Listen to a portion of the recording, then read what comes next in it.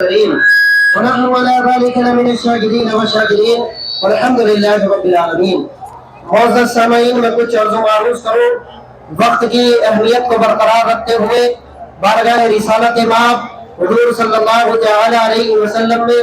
عقیدت و محبت کے ساتھ درود و سلام کا نذرانہ پیش کر لیں۔ پڑھیے بآواز بلند اللہ رب محمد صلی اللہ علیہ وسلم صلاۃ و سلام علیک یا رسول اللہ صلی اللہ تعالی علیہ وسلم۔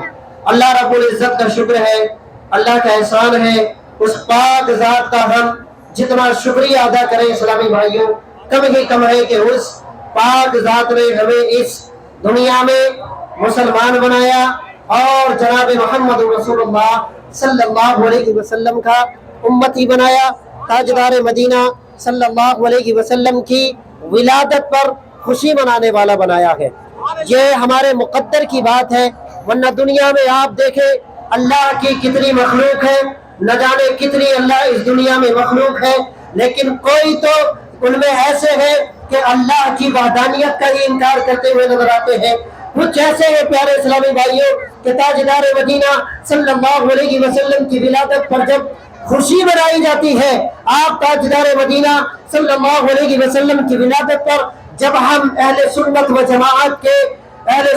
جماعت کے لوگ جب حضور صلی اللہ علیہ وسلم کی ولادت پر خوشی مناتے ہیں تو پیارے اسلامی بھائیوں نبی صلی اللہ علیہ وسلم کا صدقہ کھانے والے لوگ، حضور صلی اللہ علیہ وسلم کا نام لے کر اپنے کاروبار، اپنے گھر کے معاملات، اپنی ساری زندگی کے معاملات چلانے والے لوگ جب حضور کی ولادت کا دن آتا ہے، جب تاجدار مدینہ کی ولادت پر خوشی منائی جاتی ہے تو نہ جانے وہ کس طرح کے اعتراضات کرنا شروع کر دیتے ہیں۔ اسلامی بھائیوں، میں اس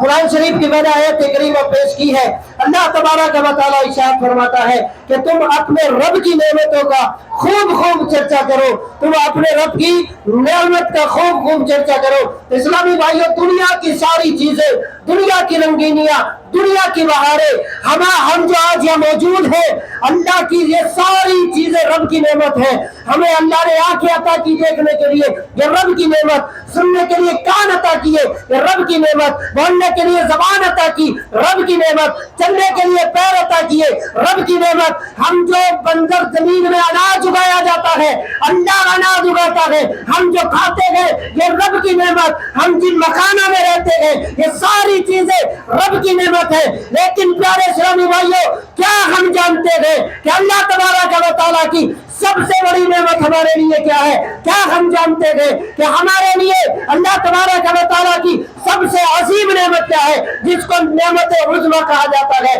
وہ پیارے اسلامی بھائیوں تاجدار مدینہ، راحت قلب و سینہ، حضور پر نور، شافع یوم النشور، حضور صلی اللہ علیہ وسلم کی ذات مبارکہ ہے۔ اللہ تبارک و تعالیٰ نے ہمیں اپنی تمام نعمتیں دی ہے، اللہ نے ہمیں ساری نعمتوں سے سرفراز فرمایا ہے، لیکن کہیں آپ کو نہیں ملے گا۔ علماء کرام موجود ہیں، مفتی صاحب موجود ہیں، آپ پوچھ لیجئے اسلامی بھائیوں، آپ کو نہیں ملے گا کہ اللہ نے یہ فرمایا ہو کہ میں نے تمہیں اے انسان، اے میرے بندے، میں نے تجھے آنکھ دی دیکھنے کے لیے، یہ میرا احسان ہے، میں نے سننے کے لیے کان دیے، یہ میرا احسان ہے، بولنے کے لیے زبان دی، یہ میرا احسان ہے، چلنے کے لیے پیر دیے، یہ میرا احسان ہے، میں نے سوچنے سمجھنے اور دنیا کے اپنے تمام کاروبار و معاملات کرنے کے لیے تجھے دماغ دیا، یہ میرا احسان ہے، کبھی نہیں ملے گا پیارے اسلامی بھائیوں۔ لیکن جب اللہ تبارک و تعالیٰ نے پیارے نبی، تمام نبیوں کے سردار حضور خاتم النبیین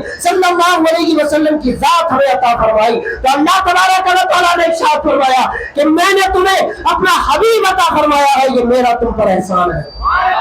اسلامی بھائیوں، حضور سے بڑی ذات اور حضور سے بڑی نعمت ہمارے لیے کوئی اور ہو نہیں سکتی ہے۔ جب اللہ فرماتا ہے کہ تم اپنے رب کی نعمت کا خوب چرچا کرو، اس پر خوشی کا اظہار کرو، کیا ہم ایسے مسلمان ہیں، کیا ہم ایسے امتی ہیں کہ عام نعمت پر خوشی منائے، عام نعمتوں پر چرچا کرے، اور جو نعمت عظمیٰ ہے اس نعمت پر ہم خاموش بیٹھے رہے، اس پر اعتراضات اور جوابات میں لگے رہے؟ نہیں اسلامی بھائیوں، ہمارا عشق یہ کہتا ہے، ہمارا عقیدہ یہ کہتا ہے، ہمارے جو ہے پیارے اسلامی بھائیوں محبت یہ کہتی ہے کہ ہم قیامت تک حضور صلی اللہ علیہ وسلم کی ولادت پر خوشیاں مناتے رہیں گے انشاءاللہ تعالی۔ یہ میری آخری بات ہے، میں ایک اعلان کرنے کے لیے اصل میں کھڑا ہوا ہوں۔ اس محلے میں مسجد رضائے مصطفیٰ جو یہ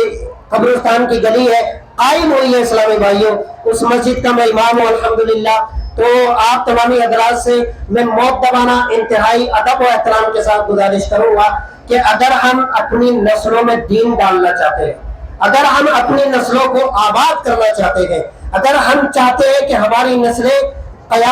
یوم قیامت تک مذہب اسلام، مذہب حقہ، فرقہ اہل سنت و جماعت پر قائم رہے، ہم چاہتے ہیں کہ ہمارے گھروں میں کلام مجید کی تلاوتیں ہوتی رہے، ہم چاہتے ہیں کہ ہمارے گھروں میں نعت نبی کے ترانے گنگناتے جاتے رہیں، اگر ہم چاہتے ہیں کہ ہماری مسجدوں سے محمد رسول اللہ صلی اللہ علیہ وسلم کی صدائیں آتی رہیں، اگر ہم چاہتے ہیں کہ ہماری مسجدوں سے یا نبی سلام علیہ کی ندائیں بلند ہوتی رہیں، اگر ہم چاہتے ہیں ہماری مسجدوں سے مسجدوں منبر و محراب سے مصطفیٰ جان رحمت کے ترانے گنگناتے جاتے رہیں، تو اسلامی بھائیوں ضروری ہے ہمیں اس بات کی کہ ہمیں مسجدوں کا تعاون کرنا ہوگا، ہمیں مسجدوں کو آباد کرنا ہوگا، ہمیں مسجدوں کا خیال رکھنا ہوگا۔ مسجد کو آباد کرنا اپنی نسلوں کو آباد کرنا ہے، مسجدوں کو آباد کرنا اپنے خاندان میں دین ڈالنا ہے، مسجدوں کو آباد کرنا اپنے معاشرے میں دین لانا ہے، مسجدوں کو آباد کرنا اپنے گھروں کو آباد کرنا ہے، مسجدوں کو آباد کرنا اپنی نسلوں کو آباد کرنا ہے۔ اگر ہم چاہتے ہیں اسلامی بھائیوں کہ دین قائم رہے، ہماری نسل دین پر عمل کرتی رہے، ہماری نسل محمد رسول اللہ صلی اللہ علیہ وسلم کے غلام بنی رہے، تو ہمیں مسجد و مدرسوں کا خیال رکھنا ہوگا۔ میرے معاملے میں کوئی خامی ہو گئی ہے، رب القدیر سے دعا ہے مولا معاف فرمائے، صحیح پر عمل کی توفیق عطا فرمائے۔ کلمہ شہادت کا ورد کر لیں، پڑھیں اشہد ان لا الہ الا اللہ و اشہد ان محمد رسول اللہ۔